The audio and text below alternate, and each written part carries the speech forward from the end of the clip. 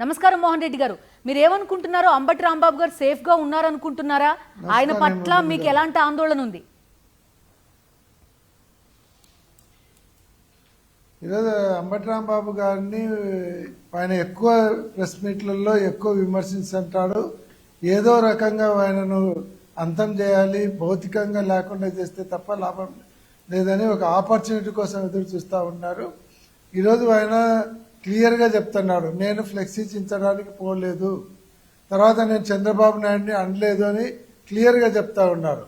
అయినప్పటికీ వాళ్ళు రాళ్ళు కర్రలు తీసుకొని దాడి చేయాలని చూస్తూ ఉన్నారు. ఇంటి మీద పడి కారు అద్దాలు పగలు కొట్టడము, తర్వాత ఇంటి అద్దాలు పగలు కొట్టడం, ఇంట్లోకి చొరబడి కర్రలు రాళ్లతో పోయి దాడి చేయాలి, భౌతికంగా ఆయనను అంతం చేయాలనేటువంటి ఆలోచనతో ఈరోజు పోతున్నారు. ఇది ఒక ప్రీ ప్లాన్డ్గా అంతమందిని మొబిలైజ్ చేశారు. ప్రీ ప్లాన్డ్ కాకుండా అప్పటికప్పుడు మొబిలైజ్ అయ్యే వాళ్ళైతే అంతమంది రారు. మళ్ళీ అక్కడ వైఎస్ఆర్ కాంగ్రెస్ పార్టీ వాళ్ళు ఏమన్నా మళ్ళీ ఎదురు తిరుగుతారేమో అని ముందు మహిళలను అడ్డం పెట్టుకున్నారు. మా వాళ్ళు కనుక ఎదురు తిరిగితే మహిళల మీద దాడి చేశారని చెప్పాలని మహిళలను అడ్డం పెట్టి మహిళలను ముందర పెట్టి ఎనికి నుంచి వీళ్ళందరూ వచ్చి దాడి చేసే కార్యక్రమం చేస్తూ ఉన్నారు. కాబట్టి ఇది పూర్తి అరాచకమైనటువంటి పరిపాలన జరుగుతూ ఉంది. ఈరోజు ఏదైతే లడ్డూ వివాదంలో పూర్తిగా ఇరుక్కుపోయినారో ఆ లడ్డూ వివాదం నుంచి బయటపడాలని, ఆ లడ్డూ వివాదాన్ని డైవర్ట్ చేయడానికి అంబటి రాంబాబు గారిని టార్గెట్ చేసి చేస్తున్నారు. ఈరోజు గుంటూరు నడిబొడ్డులో మోహన్ రెడ్డి గారు లైన్ లో ఉండండి. మాజీ మంత్రి అంబటి రాంబాబు గారు ఫోన్ లైన్ లోకి వచ్చారు, ఒకసారి మాట్లాడదాం. రాంబాబు గారు నమస్తే, మీరు సేఫ్ గా ఉన్నారా?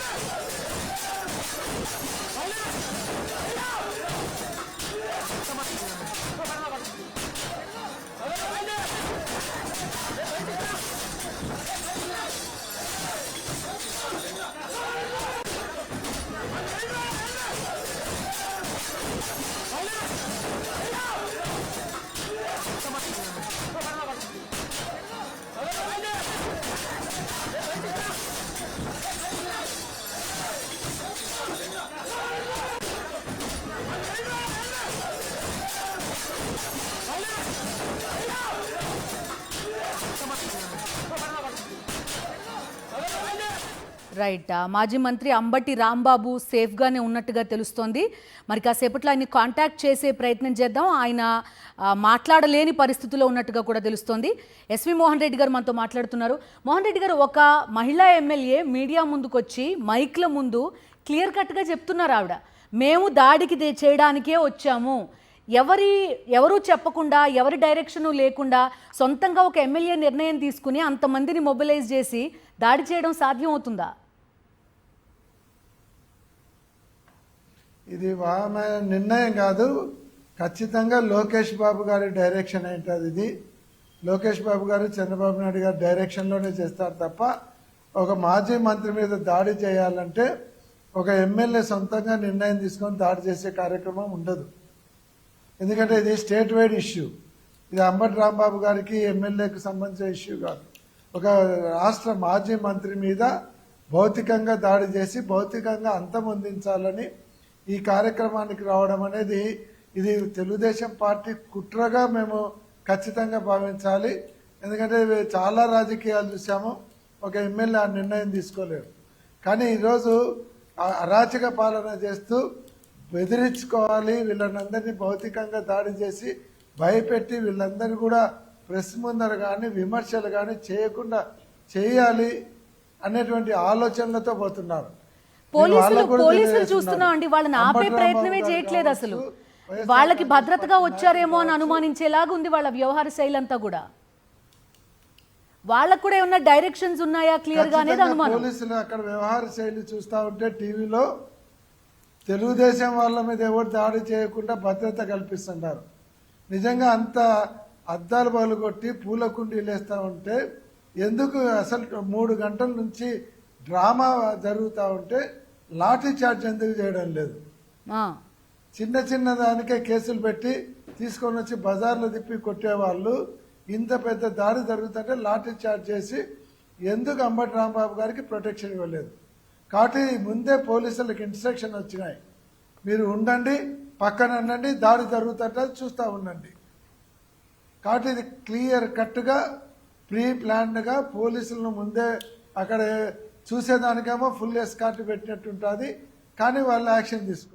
రైట్ ఎస్వి మోహన్ రెడ్డి గారు. సో క్లియర్ కట్ డైరెక్షన్స్ ఉన్నాయని అభిప్రాయపడుతున్నారు ఎస్వి మోహన్ రెడ్డి గారు. ఒక ఎమ్మెల్యే స్థాయిలో ఈ దాడి జరగదు, ఆమెకి క్లియర్ కట్గా డైరెక్షన్స్ ఉన్నాయి, పద్ధతి ప్రకారం జనాల్ని మొబిలైజ్ చేసి పెద్ద ఎత్తున మహిళల్ని ముందు పెట్టి మరి ఈ దాడి చేయడానికి ఒక పథకం ప్రకారం కుట్ర ప్రకారం ఈ దాడి జరుగుతోంది అని చెప్తున్నారు ఎస్వి మోహన్ రెడ్డి. ప్రస్తుతం చూస్తున్నాం మనం విజువల్స్లో కూడా ఏ స్థాయిలో దాడి జరుగుతోందో మనకి కనబడుతోంది. అటు పోలీసులకి డైరెక్షన్స్ ఉన్నాయి, మీరు మాట్లాడకండి అని చెప్పారు, అందుకే కామ్గా వాళ్ళకి సహకరిస్తున్నారు. టీడీపీకి సంబంధించిన కార్యకర్తల భద్రత కోసం పోలీసులు వచ్చినట్టుగా ఉంది అంటూ కూడా ఎస్వి మోహన్ రెడ్డి తన అభిప్రాయం చెప్పారు. ఏ స్థాయి విధ్వంసం సృష్టిస్తున్నారో కూడా మనం చూస్తున్నాం. గల్లా మాధవి తెలుగుదేశం పార్టీకి సంబంధించిన ఎమ్మెల్యే స్వయంగా ప్రకటించారు, మేం దాడి చేయడానికే ఆయన ఇంటి పైనకి వచ్చామని మీడియా మైకుల సాక్షిగా కూడా ఆయన చెప్పడం కనిపించింది.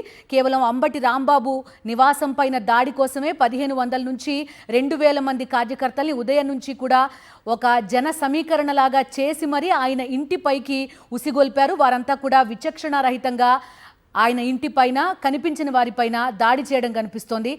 ఒక మాజీ మంత్రి సీనియర్ పాలిటీషియన్కి భద్రత లేకుండా పోయింది. తన ఫ్యామిలీని తీసుకుని ఒక మాజీ మంత్రి స్థాయి వ్యక్తి ఎక్కడో ఉండాల్సిన పరిస్థితి కల్పించారు. గుంటూరు నడిబొడ్డున తెలుగుదేశం రౌడీలు ఏ స్థాయిలో రెచ్చిపోతున్నారో సాక్షి స్క్రీన్ పైన ప్రస్తుతం మనకు కనిపిస్తోంది.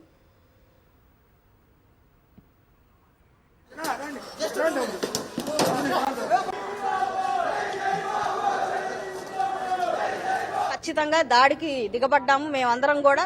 ఈ రోజు మేము ఖచ్చితంగా దాడికి దిగబడ్డాము మేమందరం కూడా. ఈ రోజు మేము ఖచ్చితంగా దాడికి దిగబడ్డాము మేమందరం కూడా. ఈ రోజు మేము ఖచ్చితంగా దాడికి దిగబడ్డాము మేమందరం కూడా. ఈ రోజు మేము ఖచ్చితంగా దాడికి దిగబడ్డాము మేమందరం కూడా.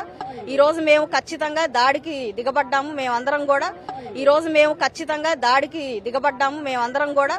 ఈ రోజు మేము ఖచ్చితంగా దాడికి దిగబడ్డాము మేమందరం కూడా. ఈ రోజు మేము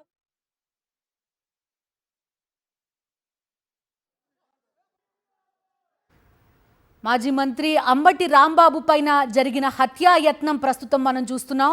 ఒక ఆటవిక ప్రదేశ్గా ప్రస్తుతం ఆంధ్రప్రదేశ్ మారిపోయింది. పెద్ద ఎత్తున టీడీపీ శ్రేణులు ఎమ్మెల్యే ఆధ్వర్యంలో తరలి వచ్చి ఆయన నివాసం పైన దాడి చేశారు, విచక్షణారహితంగా వ్యవహరించారు. కనిపించిన ఫర్నిచర్ని, కార్ని ఇష్టం వచ్చినట్టుగా ధ్వంసం చేశారు. ఆయన పైన భౌతిక దాడి చేసి ఆయన్ని అంతమొందించే లక్ష్యంతో పెద్ద ఎత్తున తరలి వచ్చిన పరిస్థితి మనం చూస్తున్నాం. ప్రశ్నించే వారిని అంతమొందించే లక్ష్యంతో కూటమి ప్రభుత్వం ముందుకు సాగుతున్నట్టుగా కనిపిస్తోంది. లడ్డూ అంశంలో నిరాధార ఆరోపణలు చేసి అడ్డంగా దొరికిపోయారు చంద్రబాబు నాయుడు అండ్ కో. దీంతో పూర్తిగా ఫ్రస్ట్రేషన్లోకి దిగిపోయింది టీడీపీ మూక మొత్తం. వైఎస్ఆర్సీపీ నేతల ఇళ్లపై దాడులకు దిగుతోంది.